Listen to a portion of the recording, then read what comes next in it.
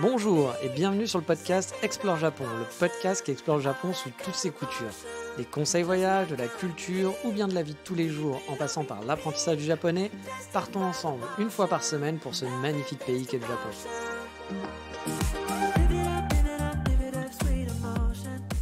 Bonjour à tous, j'espère que vous allez bien. On va parler thunes, on va parler monnaie, on va parler argent, car oui, j'ai envie de partager avec vous sur le coût de la vie sur Kyoto, dans la ville de Kyoto, qui peut être un peu comparable au Japon en général, bien sûr, pour ceux qui aimeraient s'y installer. Comme d'habitude, les gros warnings sont de rigueur. Le coût de la vie que je vais vous donner concerne ma vie à moi en général, mais bien entendu, on peut tous vivre avec des budgets différents, mais ça va pas vous permettre de vous donner en gros une ordre d'idée et de comparer peut-être avec d'autres sources de gens aussi qui auront fait la même chose. Mais bien sûr, voilà, on n'a pas le même rythme de vie, on ne fait pas les mêmes dépenses, etc., etc. Vous vous en doutez bien. Mais avant tout, on va commencer par un truc qui est totalement gratuit, c'est le sommaire de l'émission. Et en vrac, on va suivre un japonais qui vit à Osaka, se noyer dans du curry pour pas cher et se marrer avec un service IT. Mais allez-y, il est temps de sortir les calculettes, de préparer son Google Sheet et de faire ses comptes. Car oui, aujourd'hui, on va parler du coût de la vie au Japon, enfin plus particulièrement à Kyoto, quand je vivais à Kyoto.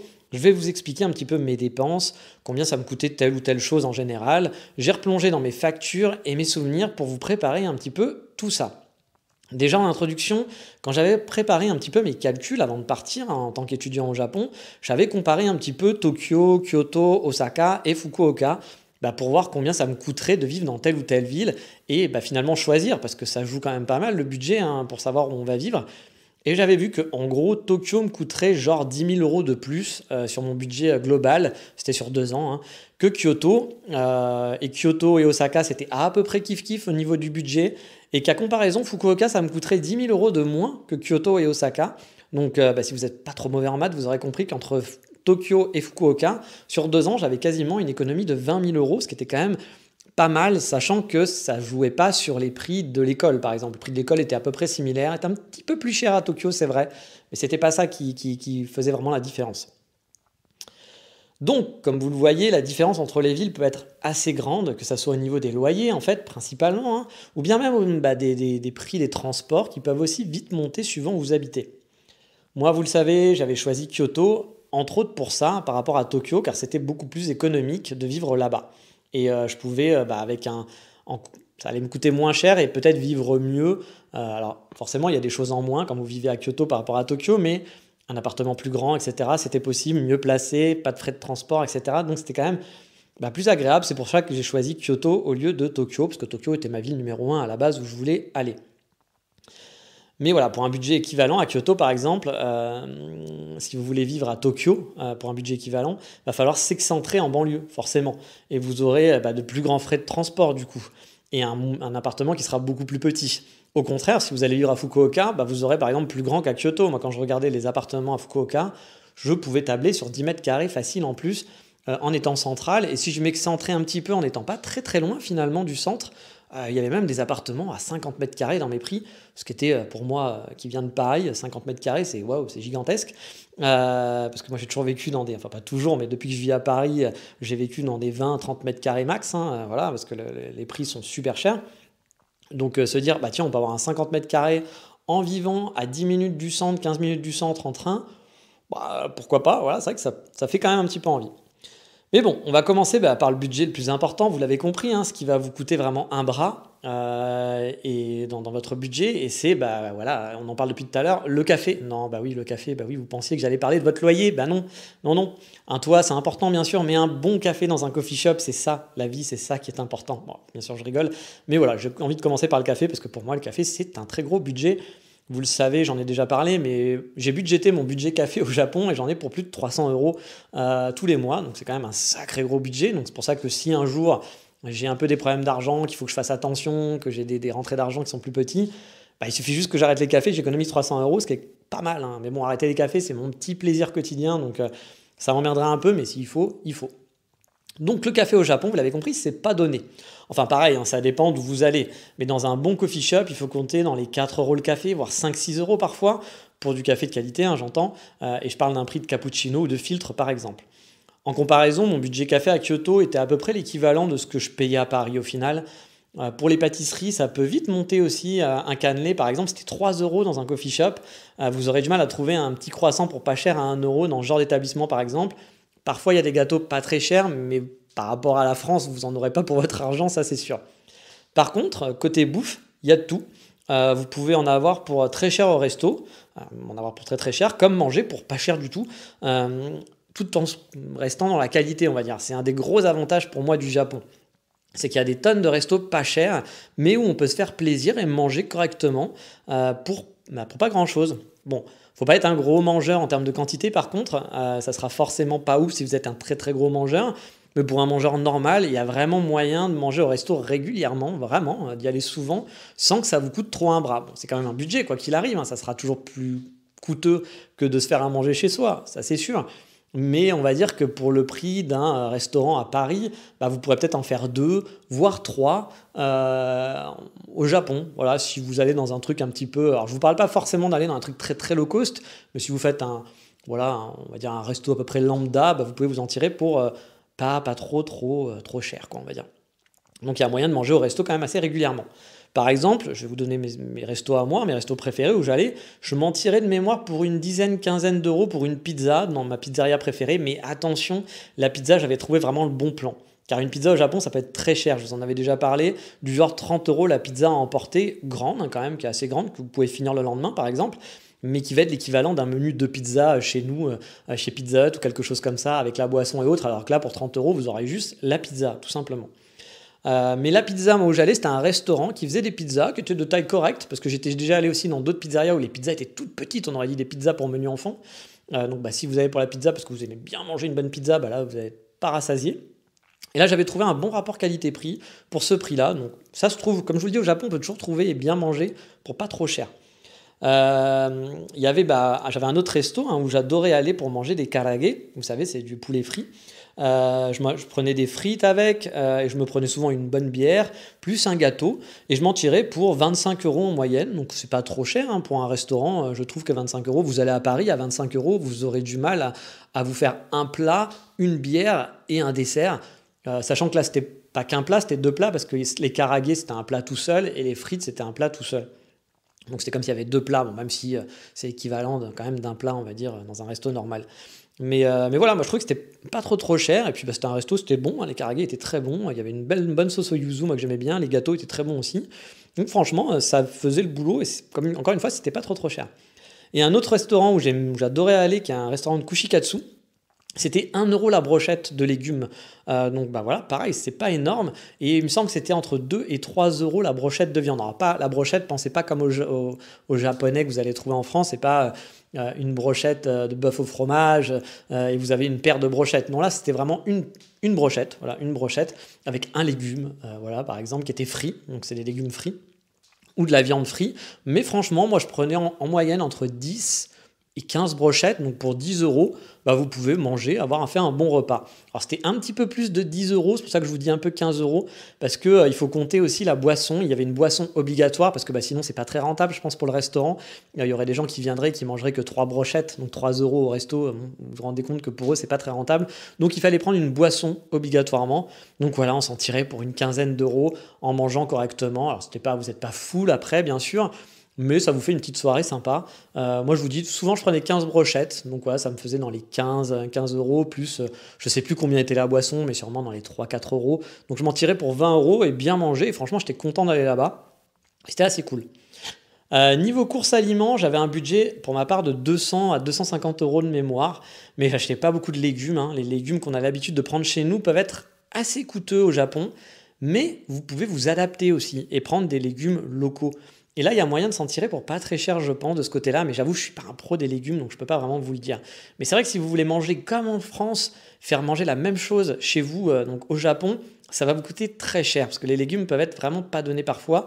Tout comme la viande. La viande, parfois, si vous voulez manger la même viande que vous aviez l'habitude de manger en France, ça va vous coûter cher. Ou parfois le fromage, il y a des choses comme ça qui peuvent vous coûter très cher. Ou si vous voulez, par exemple, faire de la cuisine au beurre, vous voulez du beurre demi-sel, ça va vous coûter une blinde. Mais si vous vous adaptez, vous pouvez vous en tirer pour pas trop cher. Mais il faudra changer ses habitudes un petit peu alimentaires, forcément. Donc moi, j'en avais pour à peu près le même budget, on va dire.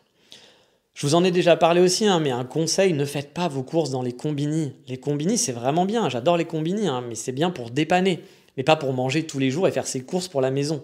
Ça vous coûtera un bras. Il vaut vraiment mieux aller dans un vrai supermarché pour acheter ses courses. Après, attention, hein, il y a des plats qui sont super bon marché aussi dans les combini. Si par exemple vous allez acheter en fin de journée à minuit ou 1 heure du matin, bah, en fait, au bout d'un moment, les plats qui sont invendus, vu qu'ils les changent tous les jours, puis c'est des plats cuisinés, bah, il les brade. Donc bah, voilà, il n'y aura pas beaucoup de choix, mais vous aurez des remises vraiment sur les invendus du jour et ça peut valoir le coup parfois pour manger pour vraiment pas très cher.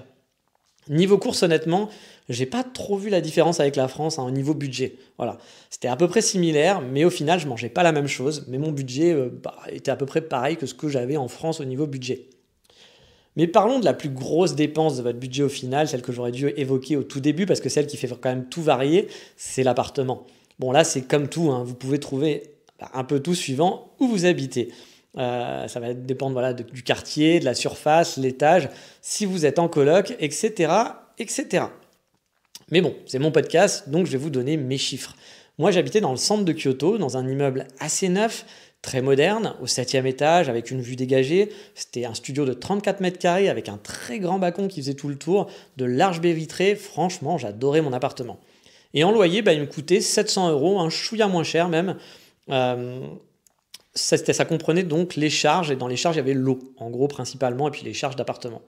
En comparaison, si je compare par exemple à ma vie parisienne, mon appartement me coûtait 850 euros dans le 14e, qui était donc pas forcément central comme quartier, c'était pas comme à Kyoto, j'étais vraiment dans le centre de Kyoto. En plus, j'habitais au premier étage, pour la même surface environ, mais dans un immeuble qui prenait feu tous les 2 ans et qui était pas du tout neuf. Voilà, c'était un vieil immeuble, un vieil appartement, qui n'était pas pourri, mais qui n'était pas top. Et je payais 850 euros, sachant que quand je suis parti, le proprio a augmenté à 1000 euros et que même a priori il aurait pu passer à 1200 euros. Donc c'est pour vous dire la différence de prix entre 700 et 1000 euros ou 1200 euros. Hein. Même déjà avec 850 euros, je gagnais 150 euros pour un appartement qui était 10 fois plus sympa et mieux placé. À Tokyo, par contre, dans le centre, de ce que j'ai vu, il faut compter par exemple 1200 euros pour un 20 et quelques mètres carrés. Donc bon, 500 euros de différence pour vivre en centre-ville et avoir plus grand. Je vous l'ai dit, le choix de la ville peut jouer beaucoup sur votre budget. Niveau électricité, là aussi, ça va dépendre de si vous chauffez comme un fou hein, ou pas. Voilà. Moi, j'avais en moyenne pour 30-40 euros, on va dire, de mémoire, mais la clim, par exemple, tournait à fond l'été. Et l'été avait duré très longtemps quand j'y étais. Rappelez-vous, ça avait duré quasiment de juin jusqu'à octobre. Bon, le chauffage, moi, je chauffe moins car je suis pas très frileux. Donc au final, par rapport à ma vie parisienne, là, ça me coûtait quand même beaucoup plus cher. Je me souviens qu'à Paris, pour la même surface, donc j'en avais pour 25 euros en France. Encore une fois, je chauffe pas beaucoup parce que moi, le froid, ça me dérange pas beaucoup. Mais bah voilà, en comparaison, parce que si je compare ma vie parisienne et ma vie à Kyoto, bah ça me coûtait pas le double, mais quand même, on va dire, entre 5 et 15 euros de plus, en gros, en moyenne. Passons à la partie télécommunication maintenant. Le téléphone, j'avais trouvé une offre vraiment pas chère quand je suis arrivé à Big Camera. Il fallait s'engager 1 an, mais j'en avais pour 10-15 euros pour quelques gigas. Je crois que c'était 3 gigas ou 5 gigas, je sais plus de data, ce qui n'est pas énorme. Hein. Mais bon, vu que moi j'avais un pocket Wi-Fi, c'était vraiment juste pour avoir un téléphone pour pas cher. Bon, comparé à la France, il faut le savoir, les prix du téléphone sont beaucoup plus élevés, clairement. Hein. Mais il y a moyen de trouver des offres pas trop mal si vous n'êtes pas un gros consommateur avec le téléphone et que vous allez compenser avec du free Wi-Fi ou un pocket Wi-Fi, etc. Il y a aussi par exemple des offres comme Line qui faisait une offre intéressante à l'époque pour 10 euros de mémoire et qui était full illimité pour le data si vous étiez sur les SNS. Alors pas si vous regardiez Netflix et autres, mais si vous alliez sur Instagram, Line, WhatsApp, et ils ne vous comptaient pas vos datas, vous étiez en illimité. Par contre, bah voilà, si vous faisiez du Netflix, c'était un peu plus compliqué et je pense que ça passait pas. Voilà, vous auriez vite dépassé parce que c'était quelques gigas sinon d'utilisation, peut-être 7 gigas ou 10 gigas, j'en sais rien, quelque chose comme ça. Après, ça dépend aussi de votre utilisation. Moi, je suis un très gros consommateur, donc 10 gigas, c'est pas suffisant pour moi, voilà, clairement. Mais j'avais pas pu le prendre, cette offre de Line, car il demandait un numéro japonais, chose que j'avais pas vu que je venais d'arriver. J'avais trouvé ça un petit peu idiot, mais bon, c'était comme ça, tant pis. Mais si vous voulez un forfait avec beaucoup de data, ça peut vite monter, alors attention.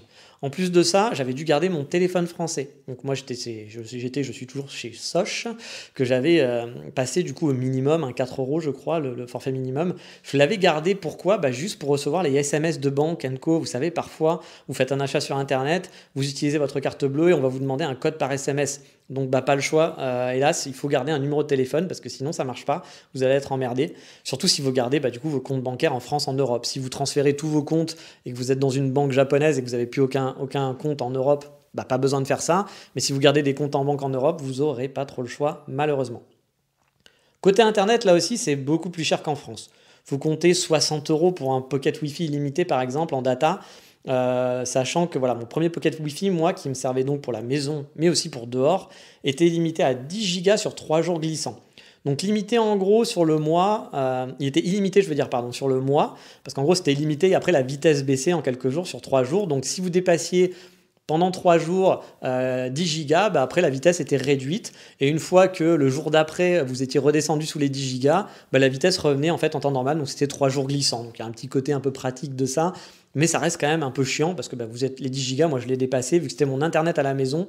Dès que je regardais Netflix ou autre, ça y est, c'était fini, j'explosais mon forfait quoi.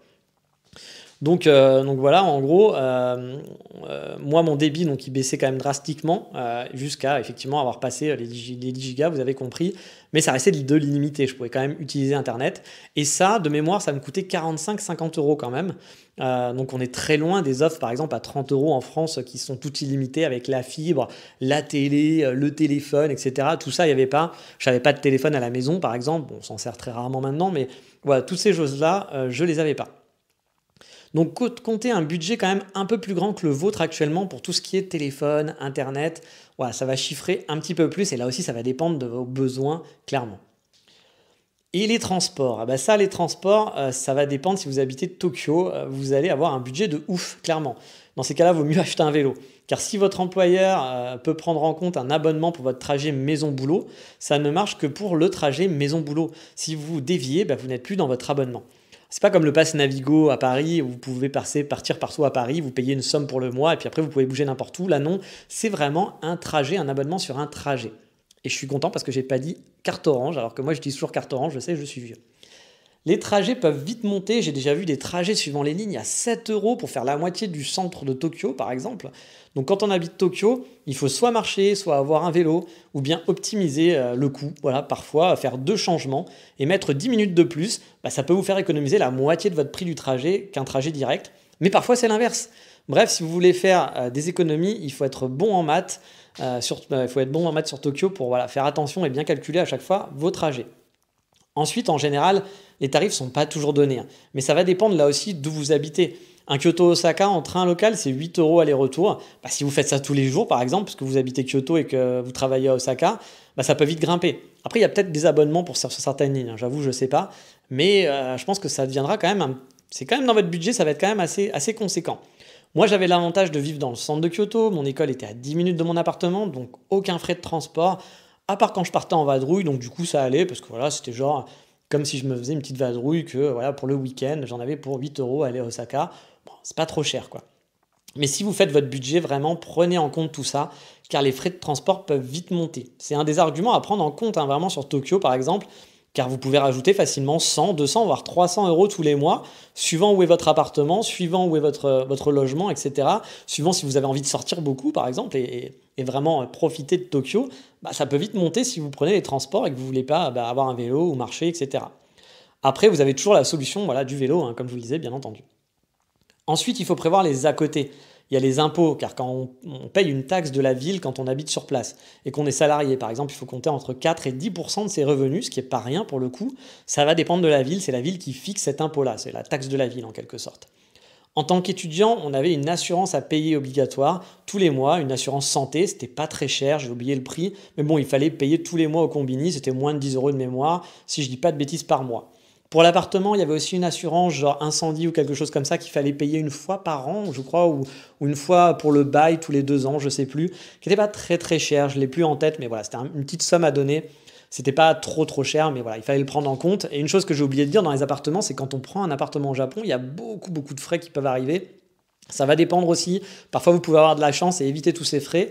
Mais par exemple, un truc tout bête, à la fin de votre bail, nous en France, notre bail il est fini, on dit juste à notre propriétaire, ok, je veux le reconduire, et puis c'est tout. Ça se passe comme ça et point barre. Au Japon, à la fin de votre bail, vous allez devoir sortir un loyer pour reconduire votre appartement. Alors quand je dis un loyer, c'est pas vous allez payer un loyer d'avance, non, vous allez donner l'équivalent d'un loyer pour rien, juste pour dire je signe mon bail. Donc c'est des choses à prendre en compte aussi dans son budget parce que les bails sont souvent de 2 ans. Donc tous les 2 ans, il faut sortir un loyer supplémentaire. Donc par exemple, si votre loyer est de 700 euros, tous les 2 ans, vous allez devoir sortir 700 euros. Bon, bah, vous faites 700 divisé par 2 et vous comptez ça en plus dans votre budget tous les mois. Sachant que, comme je vous l'avais dit, pour prendre un appartement, moi, quand j'avais pris mon appartement à Kyoto, j'avais sorti 2 000 € à peu près d'un coup entre les frais de ménage, les fameux frais de ménage qui sont quand même un peu du vol, ce qu'on appelle le kimoni, qui est donc la clé, vous payez des frais pour la clé, mais en gros c'est un cadeau au propriétaire. Souvent, il y a des frais d'agence qui sont moins chers. Enfin, moi qui étais moins cher qu'en France, les frais d'agence. Mais bon, quand on cumule tout, ça coûtait beaucoup plus cher parce que 2 000 €, dedans, il y avait quand même une partie des premiers loyers, je crois, avec une genre de caution aussi qui était dedans. Donc ça m'a pas coûté 2 000 €. J'ai pas perdu 2 000 € comme ça pour rien, on va dire.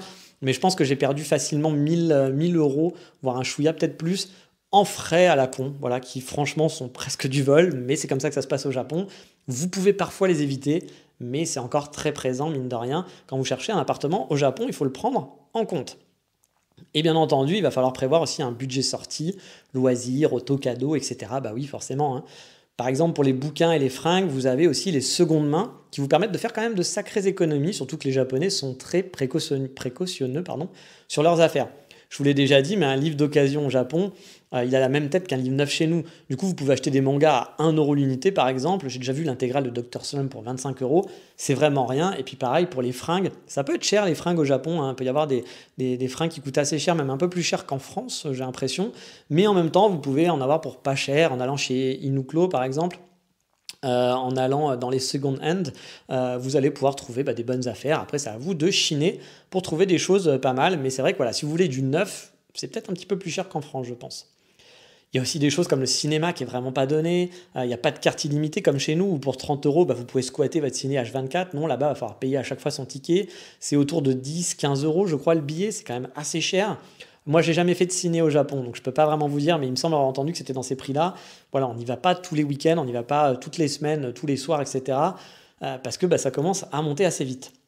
Pareil, pour aller boire une bière, ça dépend si vous allez boire de la bière pipi, comme on appelle ça, même s'il y a des très bonnes bières pipi, hein, comme la Asahi, Sapporo, etc. Vous pouvez en avoir pour pas cher au combini, ou dans un petit rad du coin, vous allez pouvoir boire pour pas très cher, bien sûr, comme pour les restaurants. Mais si vous voulez, par exemple, de la craft beer, là, il va falloir sortir le porte-monnaie, hein. C'est souvent 10 € le demi, ou après être passé à Édimbourg, moi ça m'a fait vraiment mal aux fesses quand genre la pinte ça me coûtait 3 € la pinte de craft beer, là c'était 10 € minimum pour le demi, on fait ouais, ça fait quand même un peu mal aux fesses. J'ai déjà même vu des bières à 25 €, des craft beer c'est pour vous dire. Et je pense qu'on peut aller encore beaucoup plus loin, hein, dans le délire. Donc voilà, si vous êtes un amoureux de craft beer et tout, ça peut vite monter. Mais pour de la bière, ce que j'appelle la bière pipi, hein, je sais, c'est un peu méchant, et vous allez me dire, ah mais c'est très bon là, ça y est, vous avez raison. Mais voilà, il y a quand même une qualité, c'est comme aller manger un burger au McDo et aller manger un burger fait par un mec qui va vous le faire maison avec des bons produits frais, bah voilà, c'est pas la même qualité. Et ben voilà, il y a moyen, mais ça peut vite monter, clairement. Et quand je serai de retour au Japon, si vous le souhaitez, hein, je pourrais vous faire une comparaison plus précise de certains prix. Là, je fais de tête, hein, par rapport aux factures que j'avais.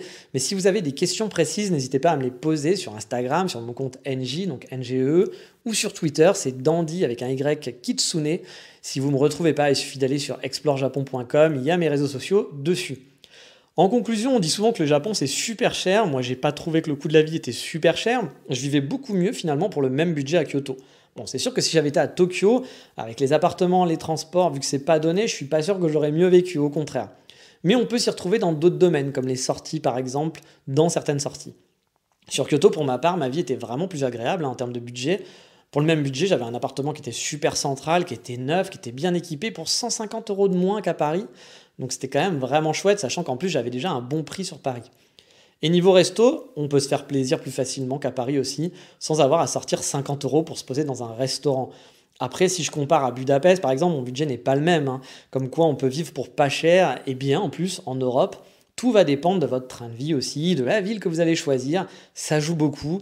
La ville joue vraiment énormément. Comme vous avez pu le voir, 500 € de différence sur le loyer, on le sent passer. Puis vous rajoutez en plus genre 200 € de transport, ça peut vite faire mal dans votre budget et avoir une grosse différence.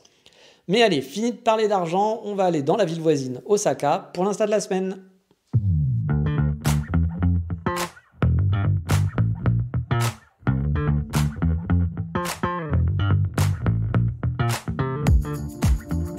Et cette semaine, on va suivre un japonais qui aime les cafés comme moi, mais pas que. Il poste beaucoup de photos variées, que ce soit des paysages, de la vie du Japon de tous les jours. Bien sûr des cafés, des gâteaux, etc., etc. Et je trouve qu'il fait de très très belles photos. Il y a un style un petit peu vintage. En tout cas, j'aime beaucoup ses photos pour le coup, pour ce qu'il fait. Je ne sais pas si c'est une fille ou un garçon. Son compte, c'est Yaoi Suekichi. Alors, je pense que je vais vous mettre le lien dans la description, comme d'habitude, pour que vous le trouviez plus facilement. Il ou elle habite dans le Kansai à Osaka. Donc, on peut voir des photos de la ville, mais aussi de plein de coins dans le Kansai. Moi, c'est un compte que j'aime vraiment beaucoup, donc je vous invite à le suivre et jeter un œil pour voir si ça vous plaît aussi. C'est varié et j'aime bien le style des photos. Mais on fait rapide, parce qu'Instagram, il n'y a pas besoin de faire 15 heures dessus. Il est temps d'aller manger et on va manger pour pas cher aujourd'hui car Voldemort est un peu juste ce mois-ci au niveau des économies. Donc, on a décidé d'aller dans un resto pas cher. C'est parti.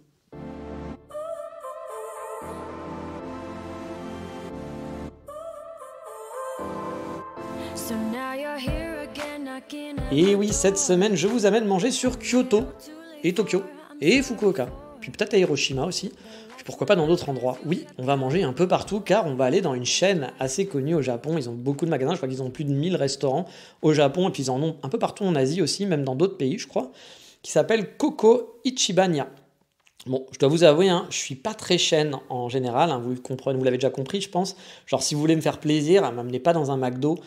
Ça sera pas vraiment, voilà, s'il faut vous suivre pour vous faire plaisir, je le ferai, mais aller manger au McDo, pour moi, c'est pas du tout un plaisir, je préfère même à la limite pas manger. Moi, manger, pour moi, ça doit être un plaisir, voilà, je préfère ne pas manger plutôt que, bien sûr, à un moment, il faut manger parce que sinon on meurt, mais voilà, moi, manger, c'est un plaisir, aller au restaurant, c'est un plaisir, donc manger un truc que j'aime pas, ou un truc qui a un goût qui m'intéresse pas, c'est pas trop mon kiff. Après, encore une fois, chacun fait ce qu'il veut. Si vous kiffez les McDo, vous avez le droit. Et le principal, c'est de se faire plaisir. Voilà, c'est vraiment ça le principal. Mais bon, je suis pas une diva non plus. Et j'avais des amis qui allaient à Koko Ichibanya de temps en temps. Mais du coup, je les ai accompagnés quelques fois. Et même si c'est pas un super resto, c'est le genre de cantine où on mange finalement plutôt bien pour pas cher. C'est un très bon rapport qualité-prix. Alors, Koko Ichibanya, c'est quoi? C'est un spécialiste du curry à la japonaise. Vous savez, le riz avec la sauce curry, qu'on accompagne souvent d'un tonkatsu, un poulet frit que perso j'aime beaucoup. Alors, à Koko Ichibanya, vous pouvez personnaliser votre plat. Choisir l'intensité du curry, savoir si c'est très piquant, pas piquant du tout, etc. Par exemple, il y a la quantité aussi qu'on va pouvoir avoir de garniture, quelle garniture on va avoir. Il y a quand même un choix qui est très très large. Et il y a des menus aussi en anglais, la plupart du temps, en tout cas c'était le cas dans ceux que j'ai testés à Kyoto et à Tokyo, ce qui est plutôt chouette parce que quand vous ne parlez pas japonais, c'est quand même très pratique d'avoir un menu en anglais. Même pour moi, par exemple, qui ne parle pas très bien japonais, c'est toujours plus simple pour choisir que de se prendre la tête à essayer de lire, à comprendre, et puis on ne comprend pas tout, donc on choisit un peu ce qu'on connaît, puis il y a des photos, etc. Donc ça permet de choisir facilement. Je vais pas vous mentir, c'est pas le meilleur curry que j'ai mangé de ma vie, un curry japonais, mais c'est vraiment pas cher du tout, franchement, et ça fait totalement le job. Niveau ambiance non plus, on n'est pas dans un resto où genre vous allez faire un date là-bas, On est souvent dans une ambiance cantine, c'est pas un resto de luxe, vous l'avez compris, ni un lieu super hipster. Mais c'est simple, c'est efficace et ça fait bien le boulot finalement. J'ai testé d'autres chaînes un peu du genre que j'avais trouvé vraiment pas bon, vraiment pas bon.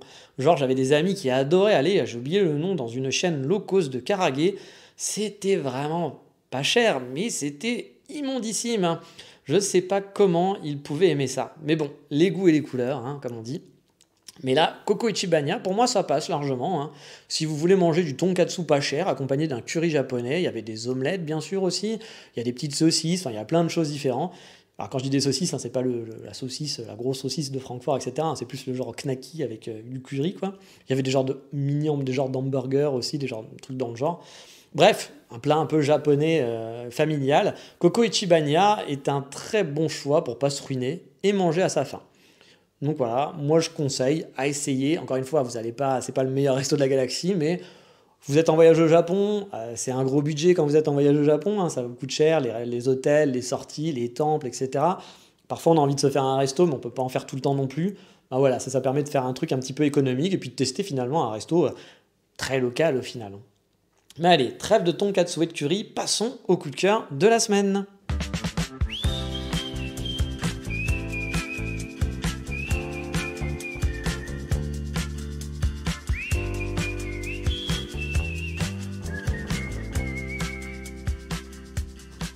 Et cette semaine, mon coup de cœur, c'est pour une série télé comique qui date un peu, je dirais, milieu des années 2000, je pense. Une série anglaise de 7 épisodes ou 6 par saison, je ne sais plus, qui a duré, je crois aussi, alors oui c'est très approximatif tout ça, je m'en excuse, 5 saisons si je dis pas de bêtises. Elle est disponible sur Netflix entre autres et sûrement sur d'autres plateformes. Il s'agit de The IT Crowd. Alors je sais pas si on dit Crowd ou Crow, mon anglais étant très nul, hein. Désolé pour la prononciation. Là on est dans le 100%, mais vraiment 100% série british. Hein. Petit budget, humour 100% anglais, donc faut aimer. Hein. Mais ça tombe bien, moi j'aime beaucoup. Je l'avais déjà vu il y a longtemps et je me la suis refait il y a peu et j'aime toujours autant franchement. Bon, on est dans l'absurde total, hein. C'est pas The Office par exemple qui garde quand même un certain degré de réalisme, même s'il y a des scènes qui sont totalement débiles et des personnages hauts en couleur.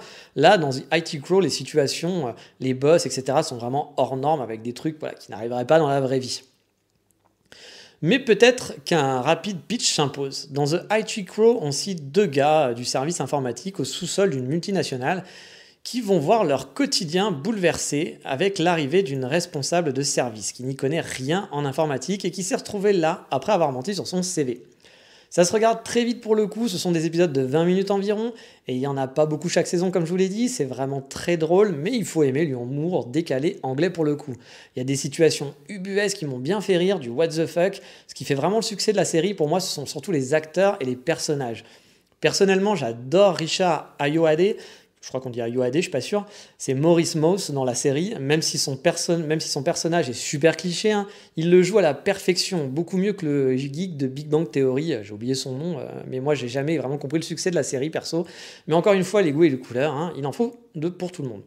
En plus j'avais été agréablement surpris le jour où j'avais vu sortir le film Submarine, que j'avais adoré à l'époque, car il était le réalisateur du film, et je ne savais pas que c'était lui qui avait fait ça quand j'avais vu le film, et quand j'avais vu le réalisateur, je me suis dit, ah, mais je le connais et tout, et effectivement, je le connaissais de la série, j'ai adoré ce film-là à l'époque.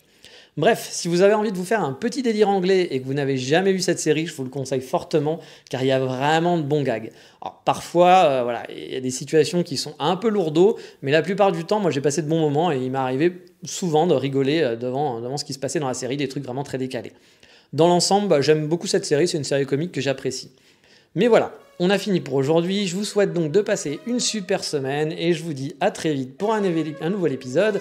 Sur ce, comme d'habitude, je vous dis ciao bye bye, matane.50に腰掛ける椅子をたくさん集め、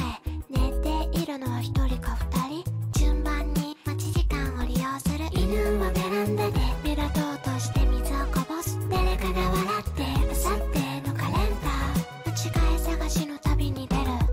天球機から天気予報を順番に予想して占って部屋から出るのは一人私。